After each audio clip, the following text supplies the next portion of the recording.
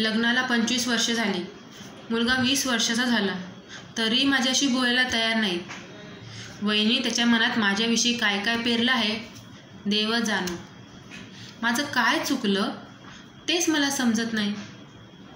एक पुरुषप्रधान संस्कृती म्हटलं तर एका महिलेला मिळालं असं सहजासहजी यश कोणालाही न पसणारं आहे. सूरजच्या मनात नुसता अहंकार, दुसरं काहीच नाही. त्याच्या कर्माचे फळे तो भोगेलच, पण माझं काय? ना नवऱ्याचं सुख ना मुलाचं. एक मुलगी होती सोन्यासारखी, तीही याच्या दारूपायी गेली.